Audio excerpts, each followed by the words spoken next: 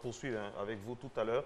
Mais le temps pour nous donc de repréciser donc à tous ceux qui nous prennent en marge qu'aujourd'hui on n'a pas le journal, on n'a pas la possibilité donc d'avoir des éléments donc lancés comme on dit dans le jargon, et même pour la revue de presse nous sommes obligés de le faire sur le plateau avec Fatim. Oui, ça c'est ma promotion oui, accidentelle. Et ça c'est dû à des véritables. Mais je ne sais pas à l'origine des problèmes techniques, je tiens à le préciser.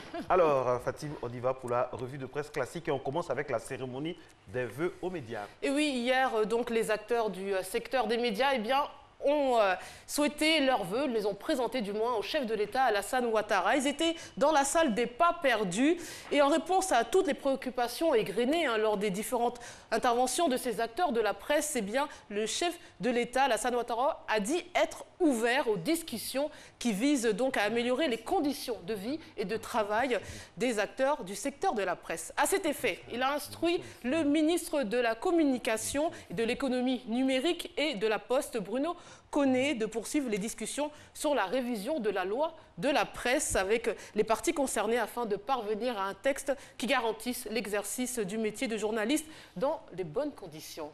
Le chef du village d'Aboutoukro lance un SOS dans le journal L'Inter. Et oui, Nana Aboutou Pli 2, chef du village d'Aboutoukro Bokanda, exprime son désarroi. Je le cite, écoutez ces mots qui sont troublants.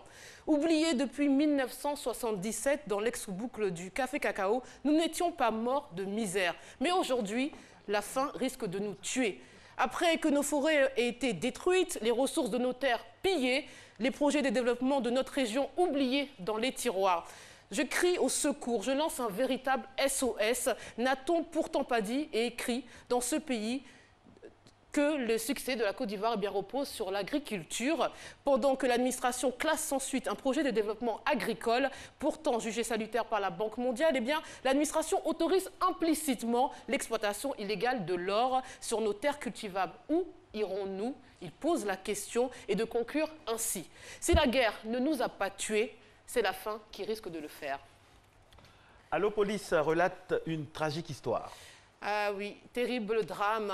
En s'engouffrant dans le premier taxi le 12 janvier dernier pour Port-Bouët, eh bien André, employé au guichet unique de Virdri, ne s'attendait pas à avoir rendez-vous avec la mort. L'histoire commence ainsi. Un de ses amis vient le voir et lui dit « Ce n'est pas celle-là que tu présentes fièrement comme ta femme, là, eh bien moi je sors avec. » Alors il s'en suivra une bagarre, mais sans conséquences véritables. La femme en question niera les faits. Quelques jours plus tard, André appelle sa chérie et c'est son ami, devenu son rival, qui décroche le téléphone et lui dit « Tu dis que c'est ta femme, voilà qu'elle est à Vidry avec moi. » Emporté par la colère et la jalousie, eh bien André se rend sur place et assiste donc à ce qu'il craignait. Elle est bien là-bas et sans poser de questions, André tente de s'en prendre à elle. S'ensuit une bagarre générale, il sera poignardé avec une bouteille cassée. Bien triste tout ça. Le site de RFI révèle un scandale sexuel au Kenya.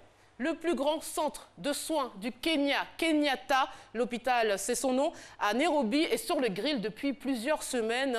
Des femmes ont affirmé sur les réseaux sociaux avoir été violées et agressées sexuellement.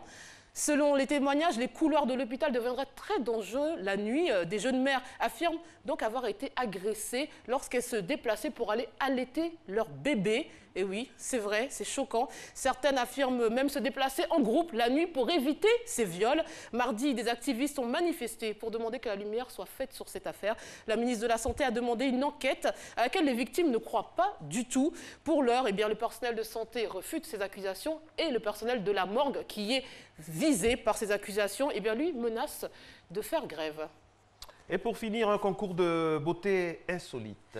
Une vingtaine de chameaux, oui, comme quoi tout arrive, ont été disqualifiés. Écoutez bien la raison. C'est un concours de beauté de chameaux parce qu'ils ont abusé, Nessie, écoutez bien, de chirurgie esthétique, de Botox. Je vous assure, ils ont mis du Botox à des chameaux. Alors, c'est abusé.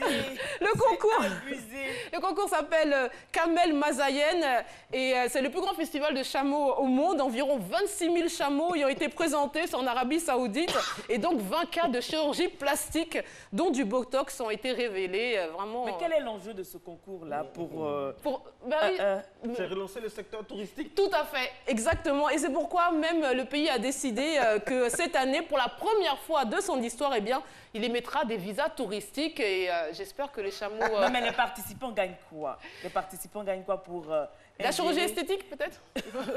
Non, je ne sais pas ce qu'ils gagnent. Mais en tout cas, faire de la chirurgie esthétique à des animaux, c'est un peu étrange. Hein, c'est un peu étrange. J'imagine même le médecin esthéticien qui a pratiqué ces chirurgies-là. C'est pauvre bête. Hein. C'est exagéré, les pauvres bêtes. Merci beaucoup, Fatim. Avec on vous retrouve plaisir. lundi. S'il plaît à Dieu. Et on vous accompagne avec le chameau. Je ne suis pas, je ne suis pas un chameau. Je ne suis pas un chameau, mais je peux avancer comme un chameau si vous voulez. Non, mais Fatim, elle n'a pas besoin de botox avec ses lèvres. Oui, elle est ravissante comme ça. C'est le mannequin de la matinale. Ah, elle fait de lèvres pulpeuses. Enfin bref, nous allons continuer.